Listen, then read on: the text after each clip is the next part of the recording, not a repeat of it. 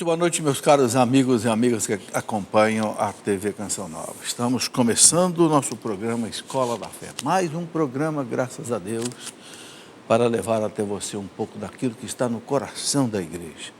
Aquilo que há 2000 anos o Espírito Santo vem colocando no coração da igreja. Muito bem, convido a você para rezar comigo, pedindo ao Divino Espírito Santo que prepare o nosso coração. O seu coração que vai assistir essa aula e o meu coração para que eu dê essa aula conforme a vontade de Deus. Dentro daquilo que Jesus disse, né? Sem mim nada podeis fazer. Não sejamos ousados de querer fazer alguma coisa sem Deus, porque não vai dar certo. Em nome do Pai, e do Filho, e do Espírito Santo. Amém. Vinde, Espírito Santo, enchei os corações dos vossos fiéis, acendei neles o fogo do vosso amor. Enviai, Senhor, o teu Santo Espírito. Tudo será criado, renovareis a face da terra. Oremos, ó Deus, que instruístes os corações dos vossos fiéis com a luz do Espírito Santo. Fazei que apreciemos retamente todas as coisas, segundo o mesmo Espírito, e gozamos sempre da sua consolação. Por Cristo nosso Senhor. Amém. Senhor, dai-nos nesta noite a vossa bênção. Mostra, Senhor, a nós a vossa face, para que nós sejamos abençoados. Entregamos, Senhor, esta noite, esse programa aos teus cuidados, nos recomendando a vós, pedindo a intercessão de Nossa Senhora. Ave Maria, cheia de graça, o Senhor é convosco. Bendita sois vós entre as mulheres, e bendito é o fruto do vosso ventre, Jesus. Santa Maria, Mãe de Deus, rogai por nós, pecadores, agora e na hora de nossa morte. Amém. Glória ao Pai, ao Filho e ao Espírito Santo. Glorioso São José, rogai por nós. Em nome do Pai, do Filho e do Espírito Santo. Amém. Muito bem, começo aqui mostrando esse livro do Padre Bruno Costa, o Padre Bruno da Canção Nova, né? Os 7 mergulhos de Naamã. Ele coloca o subtítulo, Os Bastidores do Milagre. Né? Naamã foi aquele sírio, né? Que foi a Israel para ser curado. Né? Então o profeta Eliseu disse, mergulhe 7 vezes no Rio Jordão. E ele achou um desaforo. Lá na Síria tem rio mais importante do que o Jordão, que é um rio pequeno. Mas aí os seus servos disseram, ô Naamã, né? Você já veio da Síria até aqui, não custa nada mergulhar 7 vezes no Rio Jordão. E quando ele mergulhou 7 vezes no Rio Jordão, ficou curado da lepra que ele tinha. Bem, o padre Bruno Costa se baseia nessa reflexão para escrever esse livro sobre cura, sobre libertação. Está aqui a foto dele para lembrar quem é o padre Bruno. Né? Ele diz aqui, não desistamos, vamos mergulhar, sejamos humildes. Contribuamos, obedeçamos, tenhamos fé, perseveremos e tenhamos alegria e entusiasmo. Nossa vitória chegará na hora certa. Está aí. Um livro pequeno, você lê rápido, mas que tem, né, profundidade. Muito bem, nós estamos estudando agora, dentro dos 10 mandamentos, que nós já estamos chegando no final, nós já estamos no 7º mandamento. Por que é demorado? Porque toda a moral católica é estruturada em cima dos 10 mandamentos. E agora no 7º mandamento, o mandamento não roubar, o mandamento da justiça social, o catecismo da igreja coloca para nós a justiça social e coloca então algo muito importante que é a doutrina social da igreja. O que é a doutrina social da igreja? É a proposta da igreja, a proposta do evangelho para resolver os problemas sociais, né? Eu já expliquei aqui que quando começou a Revolução Industrial, lá por volta de 1800, que o povo do campo veio para a cidade, principalmente na Inglaterra, depois na Alemanha também, e se espalhou pela Europa, houve uma revolução social. E aí houve muita exploração do ser humano, as pessoas trabalhavam 13, 14 horas, até crianças, sem nenhum direito trabalhista, não havia sindicato, não havia nada, né? Férias, 13º, nada disso. Então, começaram as propostas para resolver esse problema. Então, tivemos a proposta do comunismo, lá com Marx, Engels, Lenin, que foi uma catástrofe. mataram 100 milhões de pessoas, né? Com luta de classe, com confisco das propriedades privadas, confisco dos meios de produção. E aí, então, a igreja entrou com a proposta dela. O Papa Leão XIII, né, com a primeira encíclica social, a Rerum Novarum, começou a propor a justiça social à luz do Evangelho. Então, a partir daí, todos os papas passaram a trabalhar na doutrina social da igreja, né, até o Papa Francisco. Bem, o Vaticano publicou, o Pontifício Conselho de Justiça e Paz publicou, há uns 10 anos atrás, esse documento, que é o quê? Um compêndio de doutrina social da igreja. É um compêndio, tem 500 e tantas páginas.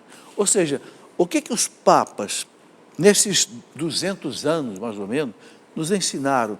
Como resolver o problema social. Ok? Não é nem um comunismo ateu, materialista, desumano, e nem também um capitalismo selvagem que só pensa no lucro. Não. É o Evangelho proposto como solução para o problema do mundo. Como esse compêndio é muito pesado, e a maioria das pessoas não lê, então eu pedi, como é um assunto muito importante, eu pedi a um professor de filosofia aqui, do curso de filosofia da Canção Nova, o doutor Paulo César da Silva, que é doutor em filosofia, doutor em teologia, que fizesse para mim um resumo do compêndio. Então ele fez um resumo, doutrina social da igreja, uma síntese, onde bem mais fácil ele coloca aqui. É muito importante conhecer isso daqui. Por quê? Porque é a solução do Evangelho para a justiça social no mundo. O problema político, o problema econômico, o problema social, o problema educacional, o problema trabalhista. Tudo isso que você vê sendo discutido no mundo da política, a igreja tem uma proposta. Doutrina social da igreja. Só que, infelizmente, os católicos não conhecem. A maioria. Pergunte para as pessoas, lá no seu grupo de oração, lá na sua igreja, você conhece o compêndio de doutrina social da igreja?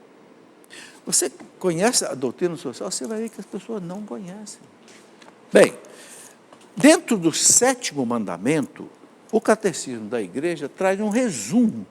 Resumo do resumo do resumo. É o que nós vamos ver aqui agora. Já estamos vendo a partir da aula da semana passada. Eu apenas agora vou continuar. Ok? Então, veja aí. Nós paramos aqui nesse ponto, que vai aparecer aqui. Ó.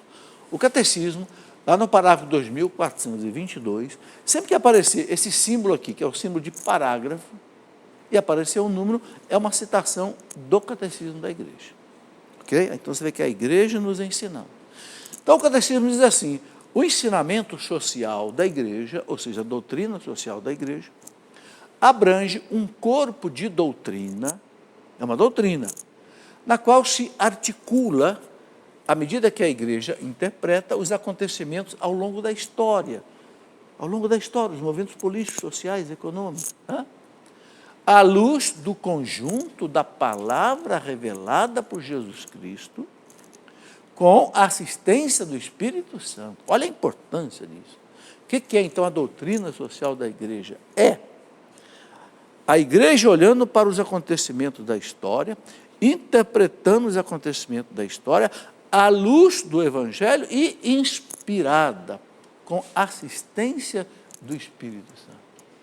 Eu pergunto, pode ter coisa melhor para a sociedade? Não pode. Mas, infelizmente, é algo assim que as pessoas têm um pouco de repugnância. Não vamos falar de política, não vamos falar de economia, não vamos falar de... Temos que falar. Os papas têm incentivado os católicos a entrar no mundo da política, da economia, da ciência, das artes, da cultura. Por quê? Porque o cristão é o sal da terra e a luz do mundo. Se o cristão não entrar nas realidades da vida, as realidades da vida ficam sem Deus. E aí nós vamos ter uma política sem Deus, uma economia sem Deus, um direito sem Deus, vamos ter uma ciência sem Deus, vamos ter tudo sem Deus. Não. Chegou a hora, meus irmãos, de conhecer o que a igreja nos propõe. Por isso que eu vou conversar um pouco aqui mais no programa de hoje. Ok? Eu sei que não é algo muito fácil, eu sei que as pessoas não gostam, né, É muito mais gostoso eu chegar aqui, ficar contando uma parábola do Evangelho, muito bonito, uma reflexão, é muito importante. Mas também é importante ouvir o que a igreja fala sobre a realidade da vida. Não é? Então, vamos lá. Muito bem. A igreja coloca para nós 3 características importantes que são base da doutrina social da igreja. Primeiro, uma economia com princípios éticos e solidariedade social. Princípios éticos, você sabe o que é, né? É correção, é caráter, é a verdade, é a honestidade, é não ter corrupção. Então a igreja propõe uma economia com princípios éticos e solidariedade social. O que é solidariedade social? Não descartar ninguém. Não deixar ninguém passando fome, não deixar ninguém aí na miséria. Solidariedade social. Então a economia, ela tem essa finalidade. Segundo, uma economia para o bem da pessoa. Uma economia para o bem do homem. Não é uma economia para o bem só de uma meia dúzia. Não, economia para o bem da humanidade. Né? Depois, um desenvolvimento integral da pessoa. Ou seja, uma doutrina, né, que faça com que a pessoa tenha um desenvolvimento físico, um desenvolvimento racional e um desenvolvimento espiritual. Aí você tem um desenvolvimento integral. Entende? Então, a igreja olha o ser humano como um todo. Né? Ela quer que ele tenha um desenvolvimento integral. Muito bem, vamos em frente. Quais as propostas sociais que surgiram, aquilo que eu falei, quando começou a acontecer a Revolução Industrial na Inglaterra, por volta de 1800, aí surgiu, por exemplo, o marxismo, né, de Karl Marx, um filósofo alemão. O que ele propunha? Ele propunha ficar tudo na mão do Estado. O Estado passa a ser dono de tudo. Não tem propriedade privada, confisca os bens de produção, toma as empresas de todo mundo, toma as fazendas de todo mundo, fica tudo na mão do Estado. É estatizante. Elimina Deus. Por quê? Porque Deus é o ópio da sociedade. É a droga que faz com que o povo fique bonitinho rezando e não lute pelos seus direitos sociais. Então, né, para o comunismo, o marxismo, a religião é o ópio do povo, é a droga. Então tem que eliminar Deus. Por isso que onde entrou o comunismo, na Rússia, na China, no Laos, Camboja, Vietnã, Cuba, fecharam todas as igrejas, expulsaram os padres, mataram muitos cristãos, porque a religião é proibida, porque é a desgraça do povo. Bom, sem liberdade, toma a liberdade do povo, mete uma censura terrível, fecha os jornais, fica tudo na mão do Estado. Né? É como Cuba, por exemplo, 50 anos que o povo não elege seus governantes, o jornal é o jornal do governo, a rádio é a rádio do governo, é o que acontece hoje na Venezuela, acontece hoje em Cuba. Né? Uma economia planificada. Planificada quer dizer o quê? É o Estado que dirige tudo. A pessoa não tem direito de abrir a sua loja, a sua fábrica, não. É o Estado que vai dizer o que você pode fazer. Ou seja, é uma vida sem liberdade. É a proposta do comunismo. Por isso que os papas emprega a violência. É por isso que os papas, desde Leão XIII, Bento XIV, Pio XI, Pio XII, João Paulo II, condenaram o marxismo radicalmente. O marxismo, o comunismo e o socialismo. Né? Porque é um sistema terrível. Né? Eu até coloco aqui uma referência de 100 milhões de mortos. Essa referência aqui, feita pelo comunismo, desde que a Revolução Comunista foi implantada na Rússia em 1917, no bolchevismo, um autor francês, um escritor francês, Stéphane Courtois, e mais 5 ex-socialistas que abandonaram o comunismo porque ficaram horrorizados de ver com que o comunismo... Eles escreveram um livro dessa grossura, chamado O Livro Negro do Comunismo. Eu tenho esse livro, eu li esse livro. Eles falam que o comunismo matou 100 milhões de mortos na década, no século XX. Onde? Na Rússia, na China, no Laos, no Camboja, no Vietnã, em Cuba. Enquanto o Fidel Castro matou mais de 50 mil pessoas no paredão.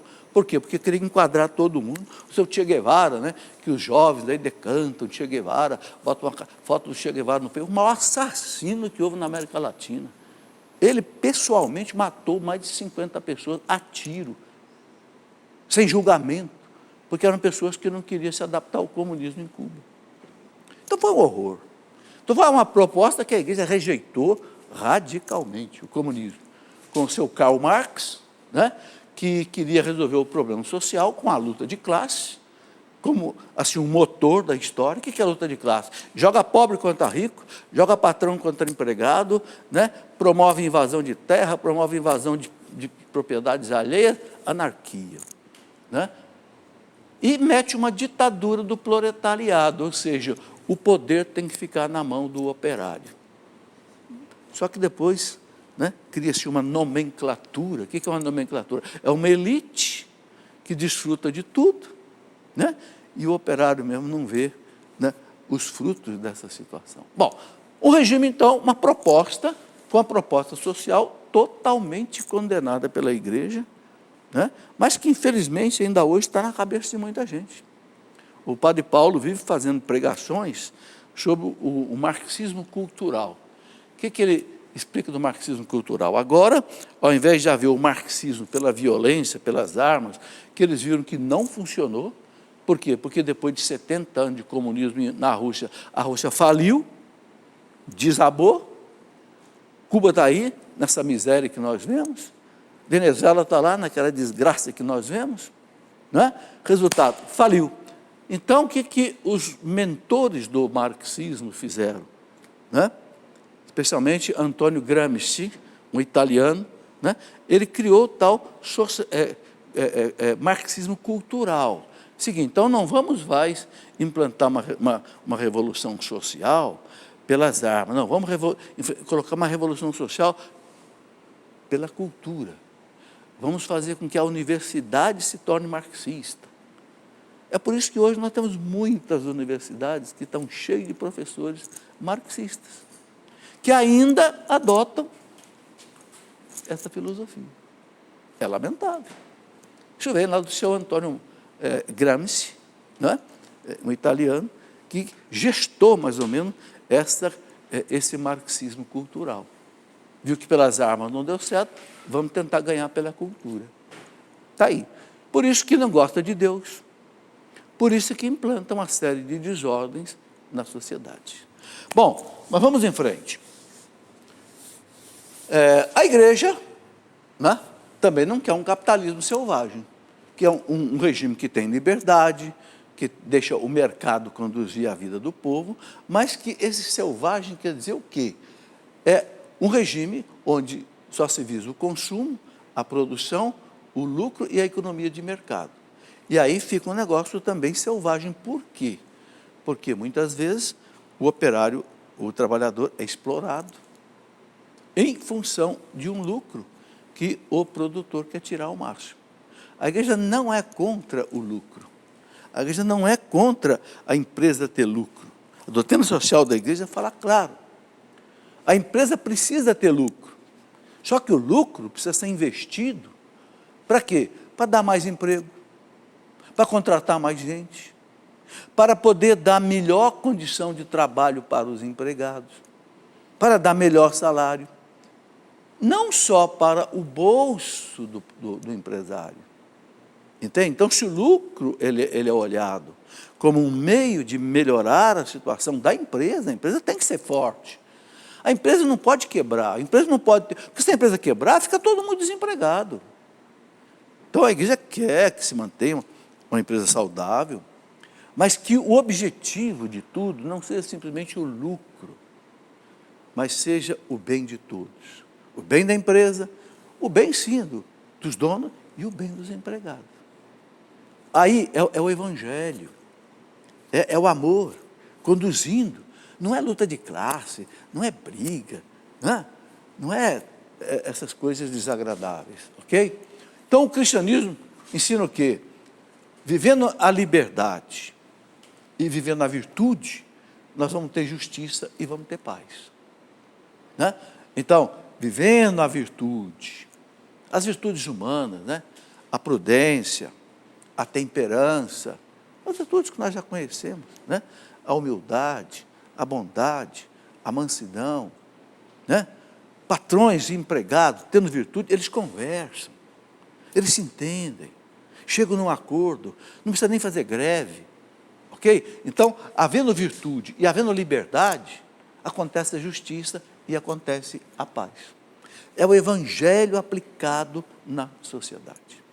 Eu não sei se sabem, mas quem inventou o sindicato no mundo foi a Igreja Católica, através do Papa Leão XIII, na encíclica Rerum Novarum, que diz que os empregados têm direito de se associar em classe, defender os seus direitos. A igreja foi que criou o sindicato. Né?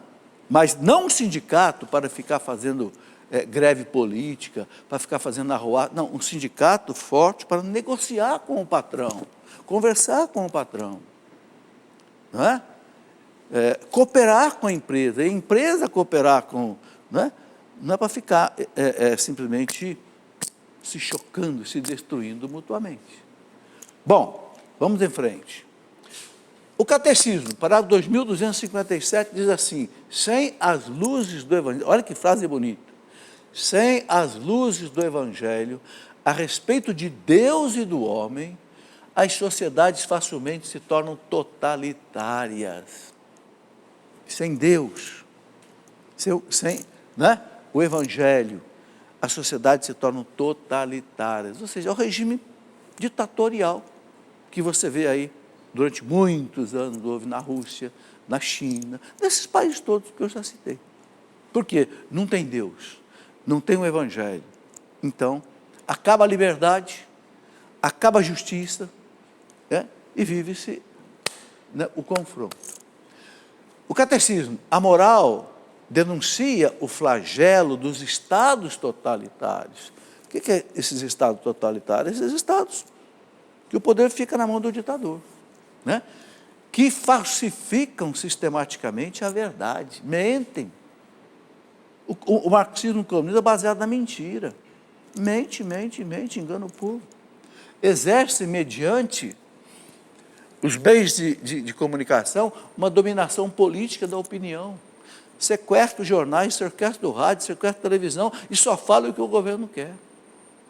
Fecha as rádios, as televisões que não são do governo. Nós vemos isso aqui na Venezuela, vemos em Cuba, vemos na China, e fica tudo na mão do governo.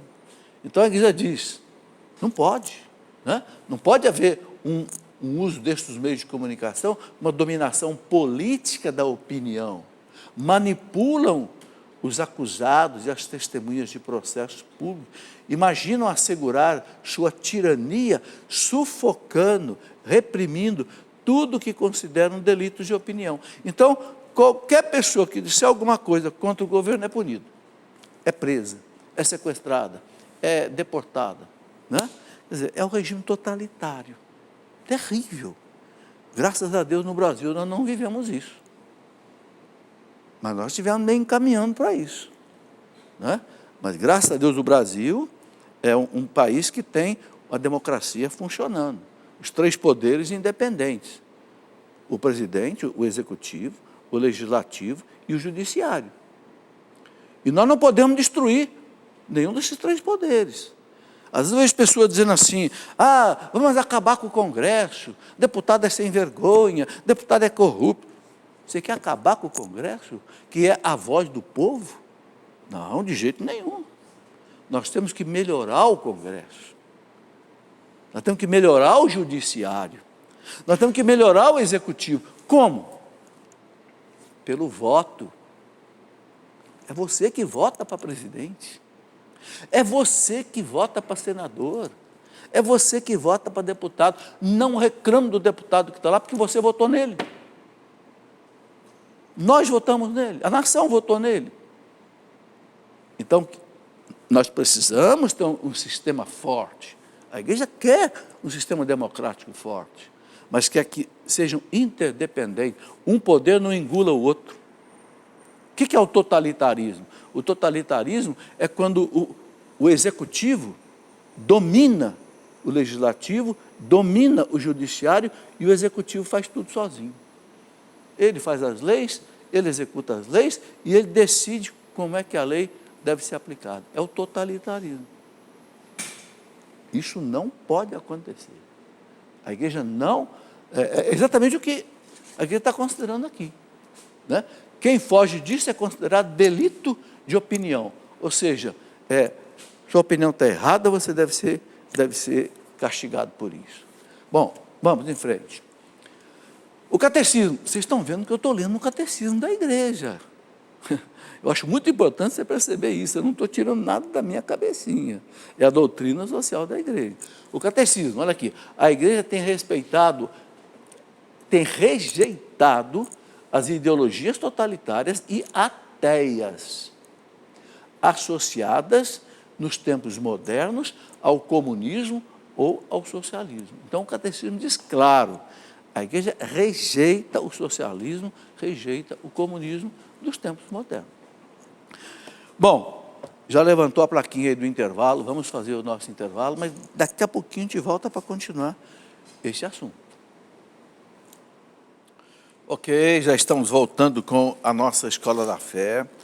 Rapidíssimo o intervalo, você viu aí, não é? Porque não tem propaganda, não tem comerciais. Então, como é que essa televisão sobrevive e vive com a sua colaboração? Aí você entende por que é importante você ser um sócio contribuinte da Canção Nova, mas um sócio fiel, um sócio que não falha. Porque o grande problema da Canção Nova, sabe o que é? Ela tem muitos sócios, mas tem muitos que falham. Aí o que acontece? A conta não fecha. Entendeu? Vocês viram aí, por exemplo, o mês passado de janeiro, a campanha chegou só em 74%, 75%. Ou seja, faltou 25%, faltaram 25% de dinheiro para pagar as contas do mês. Então, o que tem que acontecer? A Canção Nova tem que tirar empréstimo. Não é fácil, né? Então, por isso que a gente agradece a você que contribui e pede que você seja um sócio fiel. A Canção Nova agora está com o calendário deste ano, né? Nesse calendário, você que recebe o calendário, né? Tá aqui, tem o mês de fevereiro, colocaram até a minha foto aqui no mês de fevereiro. Você pode contribuir recebendo esse calendário com a contribuição para a Canção Nova para ajudar a digitalização da TV. O que é a digitalização? Já tem explicado. O governo obrigou todos os sistemas de televisão a passar do sistema antigo, chamado analógico, para o sistema novo, chamado digital. Isso implica em quê? Trocar tudo. Tem que trocar todas essas câmeras que vocês estão vendo aqui, que custam uma nota. Tem que trocar todas as torres de transmissão para o satélite, no Brasil inteiro. Entende? São milhões de reais que são envolvidos. Então, a Canção Nova pede a tua ajuda para fazer essa passagem. Ok? E ela sabe que a providência divina vai ajudar. Né? É o jeito da Canção Nova trabalhar. Então, se você quiser contribuir, tem uma conta no Banco do Brasil. Você recebe o calendário e contribui. A conta é na agência 3358-8. Vai aparecer aí na tela. 3358-8, né? É a agência, e a conta corrente é 5598-0, ok? Então, você pode fazer a sua contribuição para receber o calendário da Canção Nova e você ajudar a digitalização da Canção Nova. Não é a campanha normal do projeto Dai-me Almas. Não, isso aqui, digitalização, é outra despesa que a Canção Nova tem. Entendeu? É uma luta mesmo, meus irmãos, é matar um leão a cada dia para a Canção Nova ficar no ar com toda essa programação dela aí. Mas ela vai em frente. Bem, eu quero também mostrar aqui a vocês, rapidamente, um livro ligado a esse assunto que nós estamos tratando, a moral católica. Esse livro é uma síntese da moral católica, nós estamos tratando aqui os mandamentos, estamos aqui no 7º mandamento. Eu quero mostrar 2 livros que nós lançamos a semana passada. Um deles é a Reforma Protestante, para entender a Reforma Protestante. Faz 500 anos que aconteceu a Reforma Protestante com Martinho Lutero, 1517, era um monge agostiniano católico, mas que se rebelou contra a Igreja Católica. Ele publicou 95 teses contra a Igreja Católica, fixou lá na porta da igreja de Wittenberg, na Alemanha, e negou o sacramento da Eucaristia, negou a Santa Missa, negou a confissão, negou que existe o sacerdote, que existe o Papa. Nós conhecemos, né? As igrejas protestantes de hoje, né? São seguidores da reforma de Lutero. Mas esse livro é para explicar o que foi essa reforma. Não é para fazer assim polêmica com os nossos irmãos separados, nada disso. É para você entender o que aconteceu há 500 anos atrás. Entende? Qual era a proposta do Lutero? Quem era Martinho Lutero? Por que os príncipes alemães apoiaram Lutero? Por que a Alemanha inteira praticamente se tornou protestante? Depois a Inglaterra com Henrique VIII, uma parte da Suíça com Calvino, com Zwinglio. Enfim, é parte da história da igreja e fundamental. Por quê? Porque a igreja, toda a Europa era católica.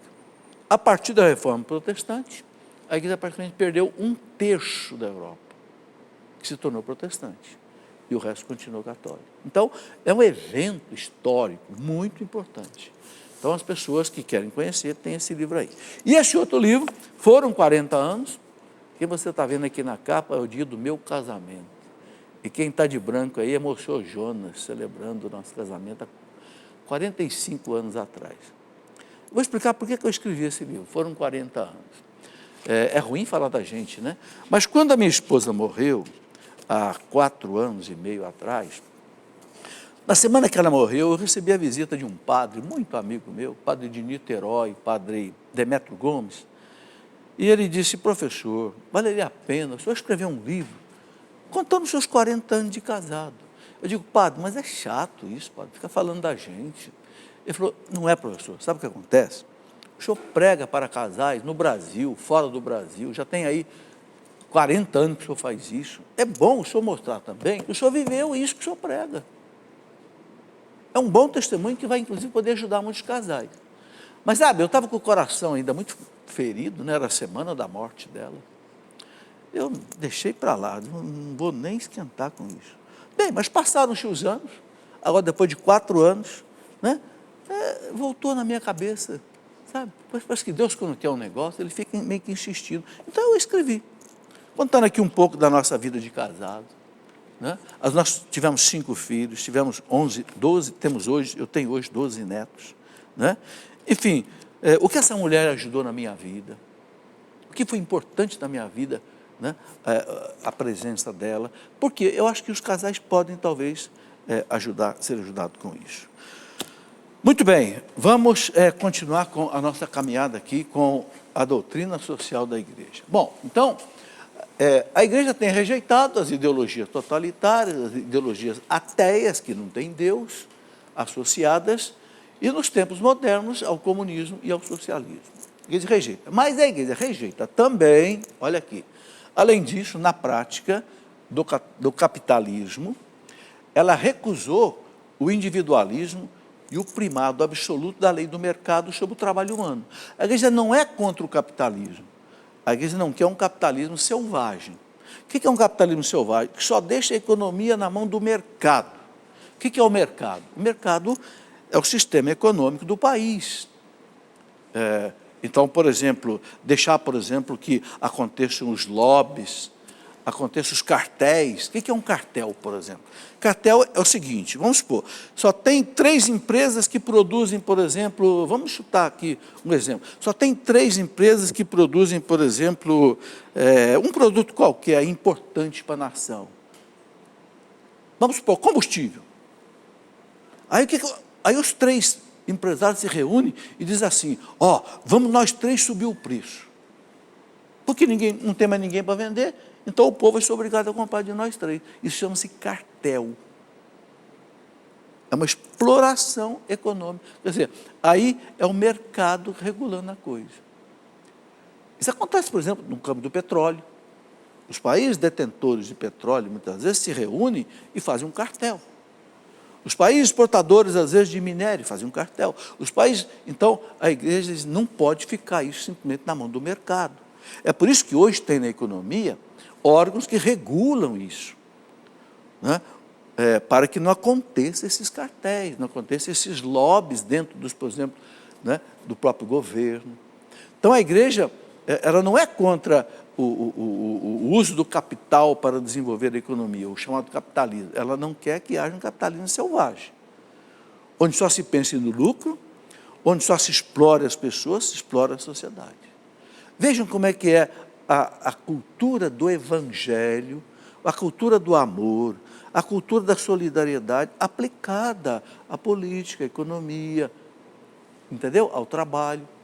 É bonito, tá? Muito bem, ela recusa, então, o individualismo. O que é o individualismo? Eu estou bem, o resto que se dane. Eu estou aqui ganhando bem, individualismo. A igreja não. Ela prega a solidariedade. Eu não posso ficar bem vendo meu irmão passar mal, passar fome. Isso não é cristão. Então a igreja, ela recusa o individualismo, né? O primado absoluto da lei do mercado sobre o trabalho humano, né? As explorações que acontecem simplesmente em função de uma economia que caminha simplesmente sem nenhum controle. Então a igreja, ela quer que o Estado tenha uma certa função, ela não quer o Estado como no comunismo, onde o Estado tem tudo na mão dele. Não, mas a igreja quer um Estado que controle também o mercado, controle a economia, para que não haja essas explorações, principalmente do mais fraco, do mais indefeso. Entendeu? Muito bem, vamos lá. Sabe, eu estou fazendo aqui um resumo muito pequeno. Recordo mais uma vez, quem quiser aprofundar esse assunto, ou você tem o compêndio completo da doutrina social da igreja, ou você tem um resumo, uma síntese, que é esse livrinho aqui, que tem aqui na Canção Nova, né? Que é uma síntese da doutrina social da igreja. Aí você pode aprofundar isso que eu estou colocando aqui só em pinceladas para você. De novo o catecismo. Parágrafo 2459. O homem é o autor, o centro e o fim de toda a vida econômica e social. Então, toda a vida econômica, produtiva e social tem com que finalidade? O homem, o bem do homem, ok? A dignidade do homem.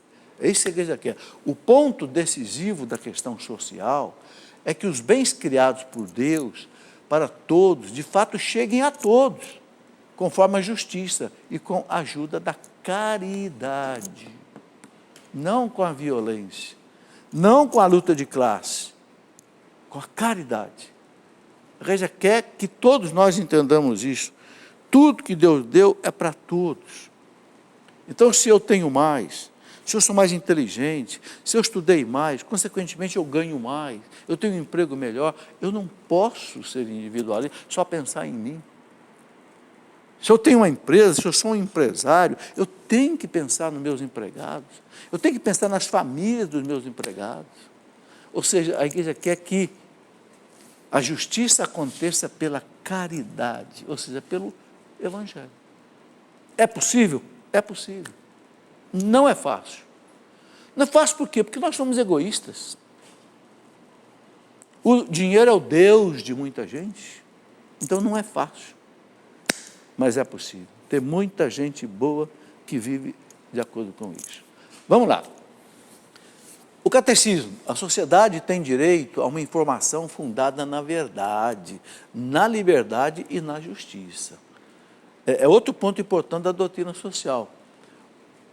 A sociedade tem um direito de receber pela informação a verdade. Então, hoje, por exemplo, nós temos aí meios de comunicação, as redes sociais, né? É a internet, é o WhatsApp, é Twitter, é Facebook. Não pode haver mentira. Não pode haver enganação. Está cheio de gente mentindo na internet, no WhatsApp, inventando coisas, mandando coisas erradas para os outros. Está errado, isso não é cristão.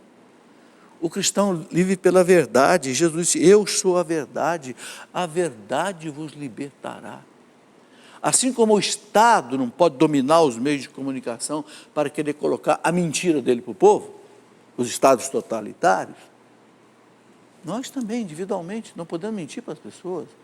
Então a igreja ensina o seguinte: a informação, a sociedade tem direito a uma informação fundada na verdade, na liberdade e na justiça.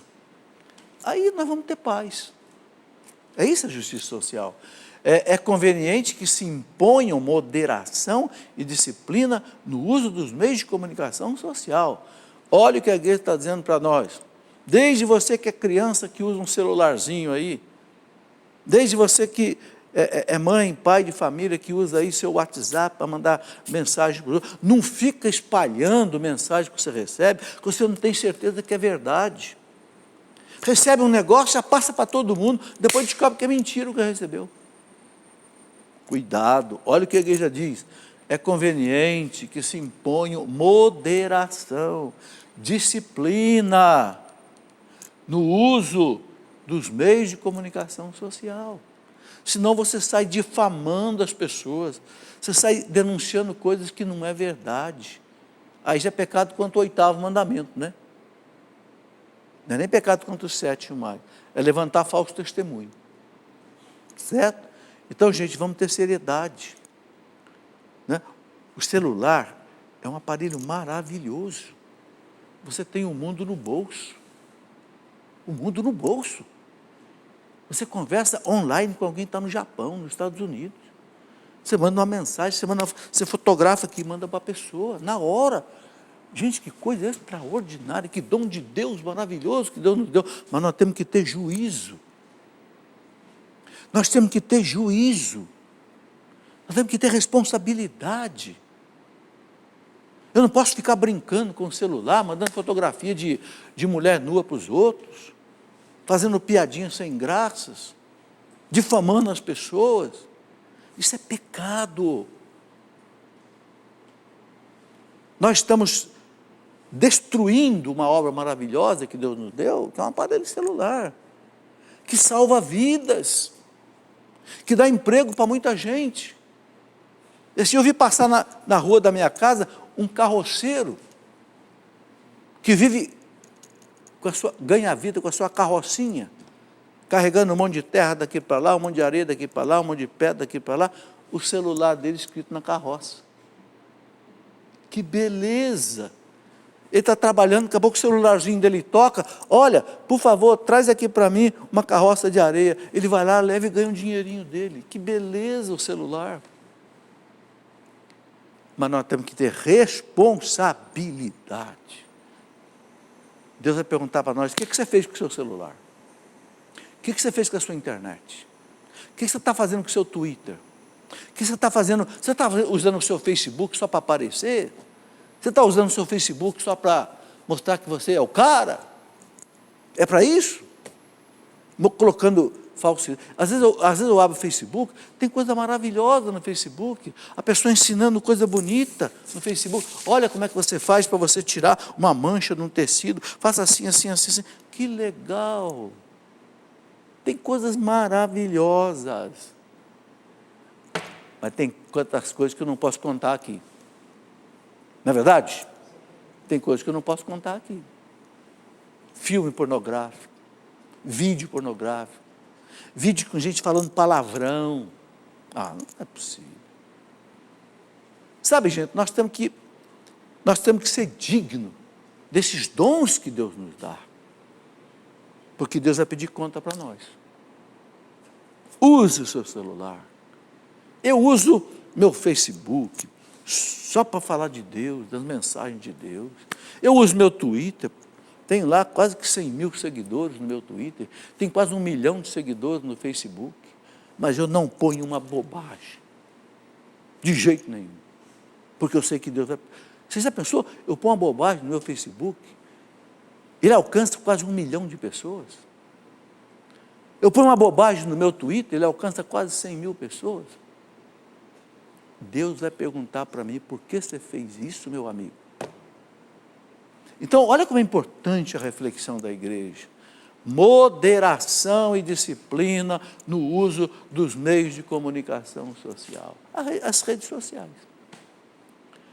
Hoje alguém me disse o seguinte, alguém aqui da Cancional disse, ô professor, a moçada hoje está trocando a televisão pelo celular.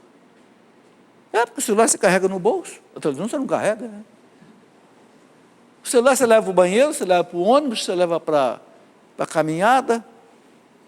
Então, olha a importância que hoje tem as redes sociais. É sério esse problema.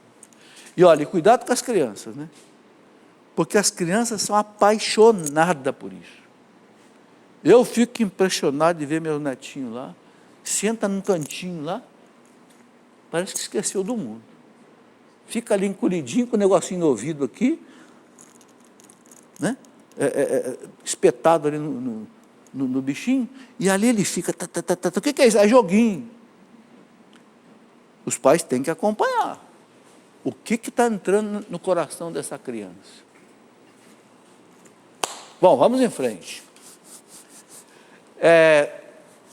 Catecismo, todo sistema segundo o qual as relações sociais seriam inteiramente determinadas pelos fatores econômicos é contrário à natureza da pessoa humana e dos seus atos. Quer dizer, não pode um sistema ser dominado simplesmente, né, pelos fatores econômicos. Não. Tem que entrar justiça social, tem que entrar solidariedade. Não pode ser só a economia que domina tudo. Não. Ok? Vamos lá. Uma teoria, olha o que a igreja diz, uma teoria que faz do lucro a regra exclusiva, e o fim da atividade econômica é moralmente inaceitável. A igreja não é contra o lucro, é contra um sistema que faz do lucro uma regra exclusiva. Exclusiva quer dizer, eu só quero o lucro da minha empresa. Então eu vou pagar o mínimo possível para o empregado, eu vou fazer o produto mais barato possível, nem que ele seja vagabundo. Entendeu? Aí a pessoa vai usar o produto, vai se lascar porque o produto não presta. Mas o importante é eu ter lucro. É isso que a igreja não quer. Não, você é empresário, faça um bom produto. Um produto que o povo precisa. Bem feito. Entende? O empregado tem satisfação de trabalhar, ele vista a camisa. E o empresário inteligente, é o empresário que faz o empregado vestir a camisa. Ou seja, amar a empresa. Mas o empregado, para amar a empresa, tem que ser bem tratado. Qual é o empregado que ama o seu patrão? É aquele patrão que trata bem o empregado, que não humilha, que quando tem que chamar a atenção dele, chama com respeito. Não sai gritando com ele na frente dos outros. Não é verdade? Você tem que conquistar a pessoa. Aí a pessoa diz, eu vou trabalhar com gosto para esse patrão. Porque ele me ama. Não é? Sabe, o Evangelho dá lucro. O Evangelho dá lucro. Quando você vive a caridade, a humildade, a amizade, a pessoa veste a camisa e ela produz muito mais. Tem um caso interessante que o Dr. Scott Hahn conta num livro dele, que, veja como é que a lei de Deus dá lucro. O Dr. Scott Hahn conta que na Segunda Guerra Mundial, os Estados Unidos precisavam produzir muitas armas, porque ela entrou na guerra, o Japão atacou os Estados Unidos ali naquele bombardeio de Pearl Harbor, né? Os Estados Unidos entrou na guerra, só que os Estados Unidos estavam com déficit de armamento, então os Estados Unidos pediu que as empresas, as fábricas de armas trabalhassem no domingo também. Mas teve alguns empresários católicos que disseram não, no domingo nós não vamos trabalhar. E o que aconteceu? Aconteceu que as empresas que não trabalharam domingo tiveram uma produção maior do que as empresas que trabalharam no domingo. Isso foi colocado em estatística. Por quê? Porque o empregado que descansou no domingo chegou segunda-feira com vontade de trabalhar. E aquele que trabalhou direto, inclusive no domingo, segunda-feira já está cansado. Ele não produz direito. Interessante essa. O Dr. Scott Hahn conta num livro dele. O Evangelho dá lucro. Além de levar a gente para o céu, o Evangelho é a melhor maneira de viver. Entende? Bom, O apetite desordenado pelo dinheiro não deixa de produzir seus efeitos perversos. É a ganância. A ganância faz o homem destruir o ar, poluir a terra, poluir o ar, explorar o irmão. É o Deus dinheiro, Mamon, que Jesus fala no Sermão da Montanha, né? Ninguém pode servir a Deus e o dinheiro. Todos nós precisamos de dinheiro.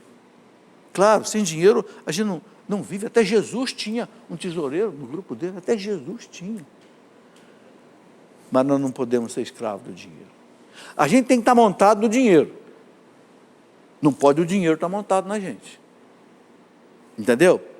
Quando o dinheiro está montado em você, você é escravo. Nem que você tenha muito dinheiro. Agora, se você tiver dinheiro, mas você está montado no dinheiro, você não deixa o dinheiro dominar seu coração, ser o seu Deus, aí você tem liberdade. Vamos lá.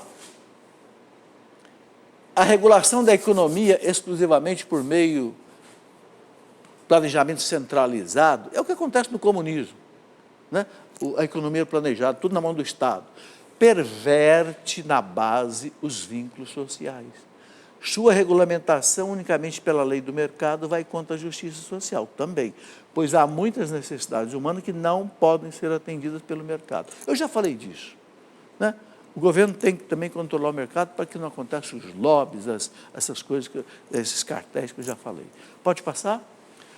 Aqui bonito quando o catecismo fala do trabalho, dentro da justiça social. Olha o que o catecismo diz, o trabalho é um dever, é uma obrigação trabalhar, né? O trabalho, aí ele cita aqui São Paulo. O que é essa citação aqui de São Paulo? 2 Tessalonicenses 3,10. Aquilo que São Paulo diz assim, quem não quiser trabalhar, que não coma. Você não é obrigado a trabalhar, mas você não vai comer, vai morrer de fome. Porque trabalhar é um dever. Deus disse para o homem lá no paraíso, você vai tirar o pão de cada dia do suor do teu rosto. Então o trabalho, ele é salvífico, ele salva a gente. Até alguém que não era cristão, Confúcio, que era lá do confucionismo chinês, o Confúcio disse uma frase bonita, o trabalho é a sentinela da virtude. O que é a sentinela? A sentinela é aquele que toma conta, né? Então o trabalho, ele toma conta da virtude, ele não deixa você cair no vício, no ócio. Quem trabalha não tem tempo para ficar fazendo anarquia. Então, a sentinela da virtude. Bonito, não é? Não era nem cristão. Isso mostra que o trabalho, independente de religião, ele é algo muito importante, criado por Deus, né? Para que você mantenha a sua família, mantenha a sua comunidade e tudo mais. Bem, mais um intervalo. É o último. Daqui a pouco a gente vai para o último bloco do programa. Espere aí. Não desanima, não. Bem, estamos de volta com o nosso programa. Eu tenho alguns avisos importantes antes de voltar para a nossa doutrina social da igreja, dentro do 7º mandamento da igreja, ok? Primeiro eu quero cumprimentar vocês que estão aqui, né, dizer a cidade de vocês, Viçosa, Minas Gerais, quem é? Está aí, sejam bem-vindos. Né? Santiago, Minas Gerais, Guarulhos, São Paulo, Sorocaba, São Paulo capital e Nova Serrana, Minas Gerais. Sejam bem-vindos. Esqueci de falar da cidade de vocês no começo do programa, mas está aí.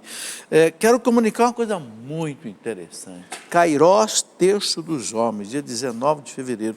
Olha, uma coisa que eu achei maravilhosa que o Espírito Santo suscitou no Brasil e no mundo, é esse Terço dos Homens. Como isso está maravilhoso. Eu já participei de terço com mais de 1000 homens. Eu acho que o homem gosta de rezar sozinho, sabia? Eu acho que o homem não gosta de rezar muito misturado com as mulheres, não. Porque você chama só homem para rezar, vem bastante. Quando você chama misturado com as mulheres, os homens não vêm. Que coisa boa que inventaram. Olha aqui, então, o Canção Nova está fazendo, dia 19 de fevereiro, né? Aqui em Cachoeira Paulista, o Kairós, Terço dos Homens, com o termo Maria, Nossa Mãe e Rainha, acolhe os seus filhos. Presença do padre Vandemir Merster e Sandro Arquejada. Informações você pode ter pelo telefone 12 3186 2600 ou pelo site eventos.cancional.t. Tá aí, manda seu marido. Vai lá, Zé. Deixa o futebol esse domingo aí, ó. Deixa o Corinthians para depois, vamos lá. no Kairos aí da Canção Nova. Olha, pode ter certeza que esse homem vai voltar diferente para a sua casa. Pode ter certeza. Outra coisa importante aqui é o seguinte, vamos juntos semear gotas de esperança. O que é isso? Conte para nós quando a Canção Nova levou esperança em sua vida. Você que tem uma coisa interessante para contar, que a Canção Nova alterou na sua vida, mudou a sua vida para melhor, conta para a Canção Nova. Então, a Elaine Rodrigues, né, por exemplo, de Várzea Paulista, ela partiu daqui, só para dar um exemplo, ela colocou assim, foi também através da Canção Nova que aprendi a buscar a santidade, que é possível ser santo. Aí mandou um recadinho. Como é que você manda um recadinho? Está aqui, é só você acessar aí o site esperança.cançãonova.com. esperança.cançãonova.com, você manda ali, olha, a Canção Nova entrou na minha casa, na minha vida, mudou meu marido, mudou meu filho, mudou a mim, ou então eu aprendi isso, aquilo. Olha, então eu estou gostando muito desse programa, aquilo outro lá, eu estou achando que precisava melhorar alguma coisa assim. Enfim, você que é um sócio contribuindo, é um participante da Canção Nova. Então está aí, olha, esperança.cançãonova.com. Bom, para concluir esses avisos, eu queria só falar duas coisas. Aqui você está vendo na minha mão uma coleção de livrinhos. O que são esses livrinhos? Eu faço um programa, quarta-feira à tarde, de perguntas e respostas. Já tem 5 anos o programa. Nos 5 anos, eu respondi mais ou menos 5.000 perguntas. Então, esses livrinhos aqui são para explicar esses pontos mais complicados que chegam, né? Então, por exemplo, você sabe o que foram as cruzadas? Né? Lá, pelo menos do ano 1000, os cristãos foram libertar a Terra Santa, que estava sendo, nos templos sagrados aqui, destruído pelos muçulmanos.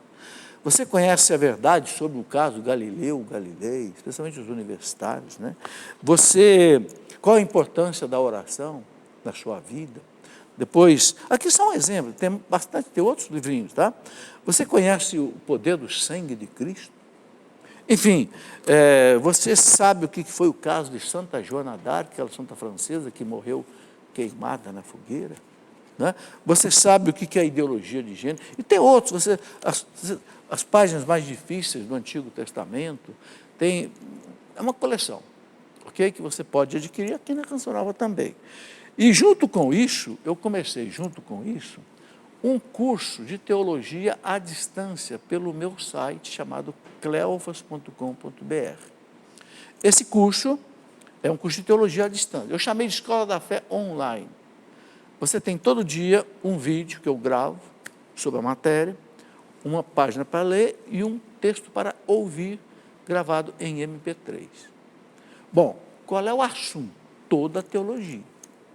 Já tem 1 ano que esse curso começou, nós temos aí mais ou menos 600 alunos acompanhando, eu respondo às dúvidas dos alunos, toda sexta-feira eu gravo um vídeo só respondendo às dúvidas sobre a matéria que foi dada. Então, matéria, por exemplo, Cristologia, Mariologia, o Espírito Santo, a pneumatologia, a escatologia, né, que são os últimos acontecimentos, enfim, aí as pessoas podem ir tirando dúvida. Eclesiologia, sobre a igreja, ok? É um jeito de você estudar teologia em casa, sem sair de casa. Não tem diploma, não tem nada, é para você aprender, ok? O importante é a gente aprender, para poder viver e para poder ensinar para os outros. Principalmente você que está na frente da igreja, num grupo de oração, numa pastoral, é preciso estar bem formado, entende? Então, é mais um recurso que a gente tem aí. E vamos continuar aqui com o nosso trabalho. Está falando do trabalho. O trabalho é um dever de São Paulo. Quem não quiser trabalhar, que não coma. O trabalho honra os dons do Criador. Por quê? O Criador nos deu dons. Um dia uma senhora falou para mim assim, o senhor tem o dom da palavrória. Ela quer dizer oratória, né? Mas, se é verdade, é um dom. O outro tem um dom de cozinhar, o outro tem um dom de ser um bom pedreiro, o outro tem um dom de ser um bom encanador. Hoje eu chamei um encanador lá em casa, porque um registro lá estourou, estava vazando. O cara veio lá, eu não sei fazer aquilo. O cara em meia hora resolveu o meu problema. É um dom dele. Então, o trabalho honra os dons do Criador. A nossa inteligência, as nossas mãos. O outro é cantor, o outro é músico, o outro é, sei lá, quanta coisa bonita, né? E os talentos recebidos. Então, quando a gente trabalha, por isso que Jesus fala, não enterre os talentos, porque Deus vai pedir conta do talento. Deus não te deu um talento para você enterrar. Não. Deus te deu um talento para você multiplicar esse talento para fazer bem para você e para os outros. É o sentido do trabalho. Também pode ser redentor. Por que o trabalho é redentor? É aquilo que eu falei do Confúcio. O trabalho é sentinela da virtude. Ele não deixa você cair no pecado. Quem fica trabalhando o dia inteiro não tem minhoca na cabeça. Não fica aí vagabundando, fazendo o que não deve, né? Caindo no vício. Não, o trabalho põe a pessoa na linha. Não é? Por exemplo, o rapaz que foi arrumar meu registro hoje, sabe que hora que ele foi? No intervalo do almoço dele. Eu liguei para ele no celular. Ô, Alan, dá para arrumar o registro aqui de casa, aqui do banheiro que está vazando? Né? Ele disse, professor, só posso ir na hora do almoço. Eu digo, venha. Por quê? Trabalhava de manhã, trabalhou à tarde, até na hora do almoço, né? Me socorreu. Um cara desse não tem tempo para fazer bobagem, não. Né? Também pode ser redentor, suportando a pena do trabalho. Olha que bonito. Unido a Jesus, o artesão de Nazaré e o crucificado do Calvário, o homem colabora, de certa maneira, com o Filho de Deus em sua obra redentora. Olha o que a igreja está dizendo para nós na doutrina social da igreja. Quando você trabalha, você está cooperando com Deus na obra da redenção da humanidade. Porque o trabalho é cansativo, né? Mas você oferece para Deus o seu cansaço, o seu suor. Você está salvando o mundo com Deus. A igreja está dizendo para nós. Né? Mostra-se discípulo de Cristo carregando a cruz cada dia. Quando Jesus diz assim, você quer ser meu discípulo? É Lucas 9, 23. Então, tome a sua cruz a cada dia e me siga. O trabalho é uma cruz que você toma a cada dia. Ué. Não é fácil trabalhar. Você tem que acordar cedo. Quem que gosta de acordar 6 horas todo dia? Né? Então, é uma cruz de cada dia.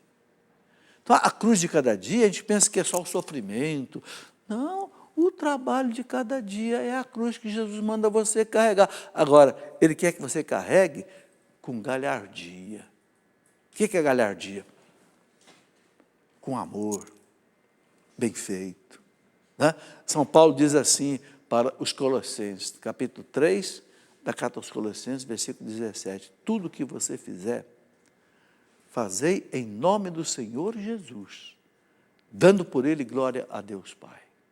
Então, tudo que você fizer, o seu trabalho, a cozinha que você arruma, a casa que você varre, a rua que você varre, o doente que você opera, você que é médico, faça em nome do Senhor Jesus, dando por Ele glória a Deus Pai. Então veja que como o nosso trabalho é uma forma de louvor a Deus. Se a gente faz por amor a Deus, não só para ganhar dinheiro. Né? Um pouco lá na frente do Colossenses 3, 23, São Paulo fala assim, tudo o que fizerdes, faça de bom coração, não para os homens, mas para o Senhor, certo de que recebereis a recompensa das mãos do Senhor. Olha que bonito, Jesus dizendo, tudo que você fizer, não faça simplesmente para o seu patrão, para os homens, só porque você vai receber o salário. Não, faça para o Senhor. Trabalhe bem, não é porque o patrão está te vigiando, não. Trabalhe bem, não é porque você vai ganhar um salário, não. Trabalhe bem, não é porque você vai ser só promovido, não. Isso vem por acréscimo. Trabalhe bem para o Senhor. Ele está vendo. Deus é onipresente. Deus está vendo tudo. Se você trabalha por amor a Ele, você vai fazer o trabalho da melhor maneira possível. Eu costumo dar esse exemplo assim. Se você é lavadeira, toda mulher é lavadeira, de certa forma, né? Lava a roupa do marido, dos filhos, né? Como minha mulher lavava a roupa, eu tinha até dó dela, né? 5 filhos, o varal vivia cheio de roupa.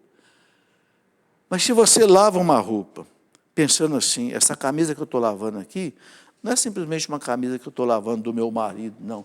Essa camisa aqui é para Jesus. É Jesus que vai vestir essa camisa. Você já pensou como é que você vai caprichar? Você está passando aquela camisa, que troço chato, né? Passar roupa.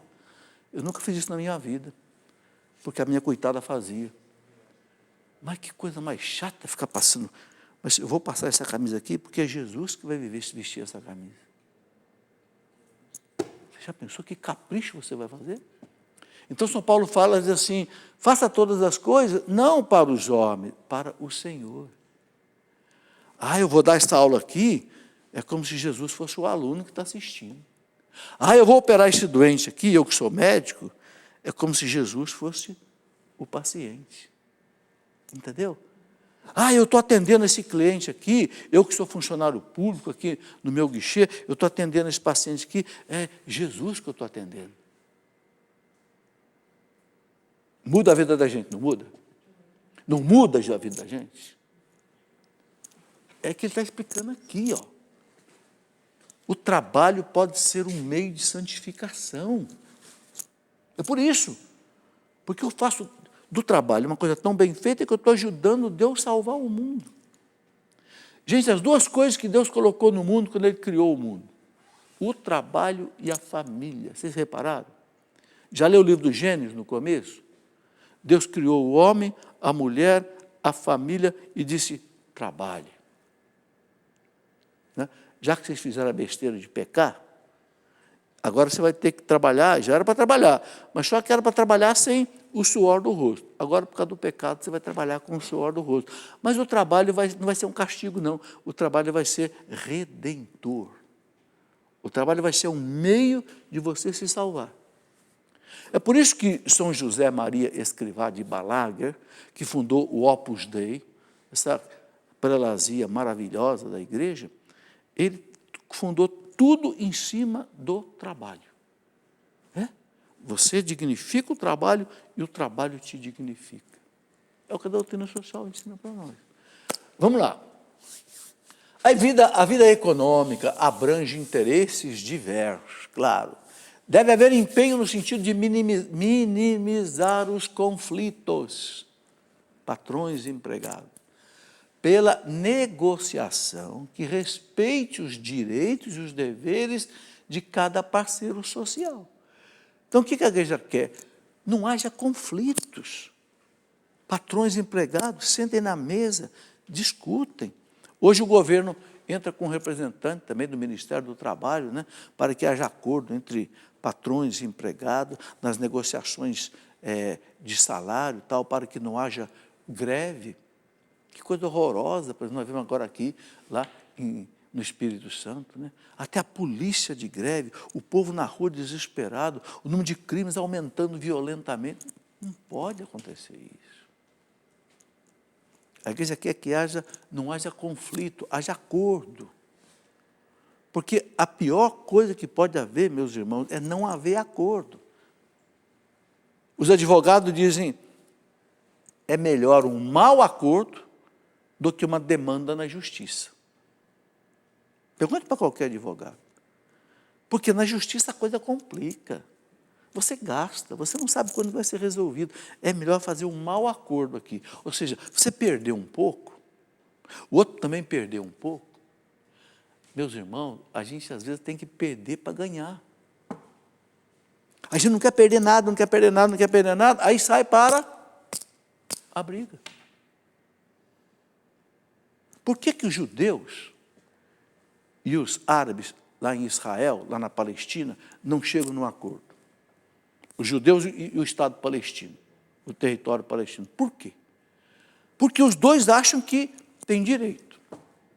Os judeus dizem assim, não, essa terra aqui é nossa, está gravado na Escritura Sagrada, na Escritura em qualquer cartório, não, está na Bíblia, Deus deu para Abraão, essa terra aqui é nossa, somem daqui vocês palestinos. É verdade. Deus deu para Abraão mesmo, está escrito aqui. Só que os palestinos dizem assim, só que tem uma coisa. No ano 70 a.C., o Império Romano expulsou vocês daqui com o general Pompeu. Depois, no ano 70 depois de Cristo, veio o general Tito aqui, expulsou vocês daqui. Depois, no ano 130, veio o general, o imperador Adriano Romano, expulsou vocês daqui, e vocês sumiram daqui. Essa terra ficou abandonada. E nós viemos para cá. E já estamos aqui há mais de 1000 anos. Então, nós temos uso capião disso daqui. E uso capião é direito. Não é nem uso capião, é uso campeão. Que o uso capião é 30 anos, eles estão ali há centenas de anos. Então, o judeu tem direito? Tem. Israel, Deus deu a eles. Mas os palestinos também têm direito. Então, o que a igreja quer? Cheguem num acordo. Se respeitem. Mas não chega. Fica lá um jogando bomba para cá, o outro jogando bomba para cá, um jogando bomba para cá, outro jogando... E aí o que acontece? Olho por olho, dente por dente, está ficando todo mundo cego, todo mundo banguelo. Porque for tudo na base do olho por olho, dente por dente, vai ficar todo mundo cego, todo mundo sem dente. Não, tem que haver. Jesus pede, Deus pede. Não pode haver conflito, minimizar os conflitos pela negociação, que respeite os direitos e deveres de cada... Eu tenho que aceitar perder para ganhar. Na vida de casal também, viu? Você que é casado, vive brigando com a esposa. Sabe por que vocês dois brigam? Porque ninguém quer perder. Ninguém quer ceder. Aí briga. Se a gente aprender, perder para ganhar. Perder para ganhar, perder para curar as feridas. Você entendeu? Às vezes a gente tem que perder para curar as feridas, as relações entre as pessoas. Mas o egoísmo não deixa a gente perder, né? Tem que ganhar, tem que levar vantagem. Vamos lá. Os responsáveis pelas empresas, os representantes dos assalariados, aqui o pessoal dos sindicatos, né? Por exemplo, as organizações sindicais e, eventualmente, os poderes públicos têm que negociar. Empresários, sindicato, poder público, têm que negociar. Até a exaustão. O empregado tem que aceitar perder um pouco, o empresário tem que aceitar perder um pouco, para que haja acordo. Perder para ganhar. Perder para ganhar. Aprenda isso. Ok? Vamos lá. A responsabilidade do Estado. Então, o catecismo fala também, dentro da doutrina social, qual é a responsabilidade do Estado. Então, fala, a atividade econômica, sobretudo a da economia de mercado, não pode desenvolver-se num vazio institucional, jurídico e político. Então, o que o Estado tem que fazer? Ele tem que regular a economia com as leis, o aspecto jurídico, e com o aspecto político também. Então, o Estado tem uma função importante para que haja ordem na economia. E aí, por isso, o governo tem lá o ministro da Economia, o ministro da Fazenda, o ministro do Planejamento, para que possa o Estado cuidar disso. Vamos lá. Ela supõe que sejam asseguradas as garantias das liberdades individuais e da propriedade. A Igreja é a favor da propriedade privada. A pessoa tem direito de ter a casa dela, o bem dela. E o bem dela não pode ser invadido, não pode ser tomado. Né? Então, garantidas liberdades individuais da propriedade, sem esquecer uma moeda estável e serviços públicos eficazes. Aqui é uma economia bem regulamentada, né? Para que o país tenha progresso, para que o país tenha desenvolvimento. Né? O nosso Brasil, nós sabemos, infelizmente, nesses nossos últimos anos, o Brasil foi uma catástrofe nisso, né? A corrupção arrebentou o Brasil de tal maneira que nós estamos vendo hoje. Mas, se Deus quiser, a gente vence tudo isso. Vamos em frente. O catecismo, o cidadão é obrigado a não seguir as prescrições das autoridades civis quando esses preceitos são contrários às exigências da ordem moral. Olha que coisa importante aqui ele está dizendo. Você não é obrigado a seguir o que as autoridades mandam, se isso for contra a ordem moral, se for contra o que a igreja ensina. Você não é obrigado a seguir. Então, o Estado diz assim, você é médico, você é obrigado a abortar aquela criança lá no hospital público. Não. porque é contra a moral, é contra a vida. Entendeu? Então, a igreja também é bem claro nisso. A igreja quer que a gente respeite a autoridade, mas se a autoridade quiser que você faça alguma coisa contra a ordem moral, o cidadão é obrigado a não seguir as prescrições. Né? É contra os direitos fundamentais da pessoa, também contra os ensinamentos do Evangelho. Então, aquilo que é contra a dignidade da pessoa, contra o Evangelho, contra a lei moral, você não é obrigado a seguir. Certo? Vamos lá. Dai a César o que é de César e dai a Deus o que é de Deus. Né? Aí o que a igreja ensina? Obedecer antes a Deus que aos homens. Quer dizer, se os homens quiserem impor a nós algo que é contra a lei de Deus, você vai dizer não. Importa primeiro seguir a lei de Deus. Depois eu sigo a lei dos homens. É isso daí.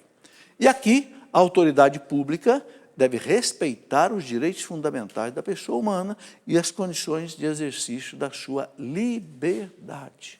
Gente, a coisa mais importante que Deus deu para nós chama-se liberdade. Liberdade de consciência, liberdade de expressão, né? Liberdade para você escolher a sua religião, liberdade para você escolher o seu partido político, liberdade para você escolher seu time de futebol, liberdade. Liberdade para você escolher sua profissão, liberdade para você escolher a mulher com quem você quer casar.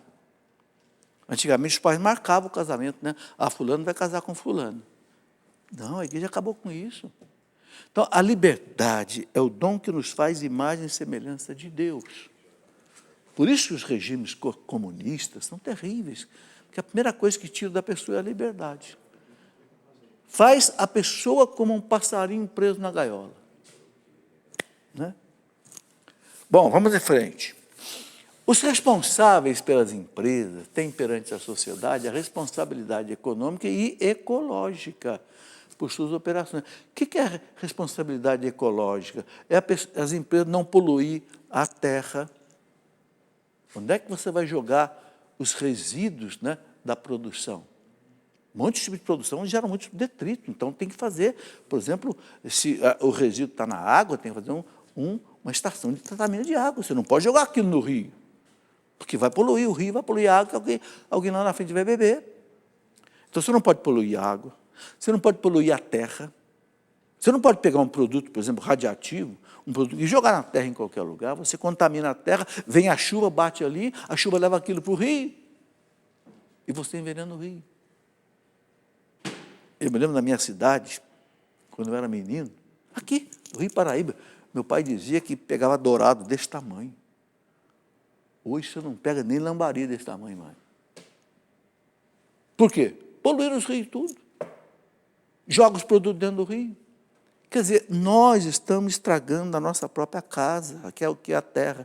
Por isso que o Papa Francisco fez uma encíclica sobre ecologia. A empresa não pode poluir o ar, não pode poluir a terra, não pode poluir, né, a água. Porque nós mesmos vamos sofrer, e os nossos filhos, e os nossos netos vão sofrer com isso. Estão vendo como é que a igreja, ela lembra a gente de tudo?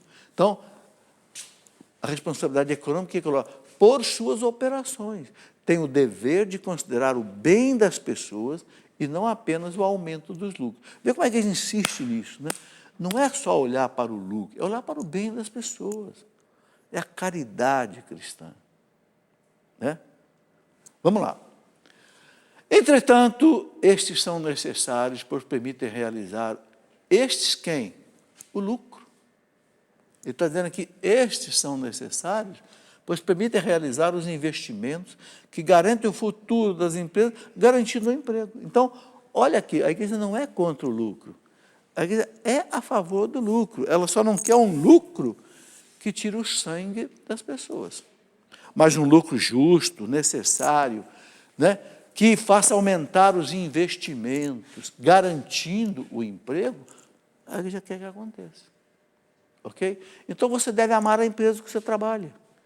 Porque se você trabalha bem na sua empresa, a sua empresa é forte, você tem seu emprego garantido. Você tem que ter mais condição de repente, pedir um aumento justo. Entende? Mas se a empresa é fraca, está quebrando, como é que o patrão vai poder te dar algo melhor? Muito bem, meus irmãos. Esta é a lei de Deus. Que beleza, não é? Quer aprofundar? Leia esse livrinho. O que é a doutrina social da igreja? Ensine isso para os outros. Incentive nos grupos de oração, nas pastorais, o pessoal estudar um pouco disso. Para a gente criando essa cultura do evangelho conduzindo a vida. Ok? Muito bem, chegamos ao final do nosso programa. Eu acho que nós podemos caminhar bem hoje, graças a Deus. Não sei se vocês entenderam tudo, mas a gente caminhou bem. Eu quero pedir aos sacerdotes que estão em casa, diáconos, que nos dê, então, a bênção, aí da sua casa mesmo, porque a bênção, ela pode ser dada à distância. Não é como um sacramento. O sacramento não pode, mas o sacramental pode. Então, coloquem as intenções de vocês aí, diante dessa bênção de Deus que vai chegar até nós. O sacramental você tem que acreditar, você tem que ter fé, senão ele não é eficaz. Acredite. Peça agora a Jesus a graça que você precisa. E essa bênção sacerdotal, diaconal, quem sabe até algum bispo, mande para nós. A nossa proteção está no nome do Senhor, que fez o céu e a terra. Que por essa bênção diaconal, sacerdotal, episcopal, Deus derrame sobre nós a saúde sobre o nosso corpo, sobre a nossa alma, sobre todas as nossas necessidades. Em nome do Pai, e do Filho, e do Espírito Santo. Amém. Muito obrigado. Vão em paz, vocês que estão aqui, você em casa, que Deus os acompanhe.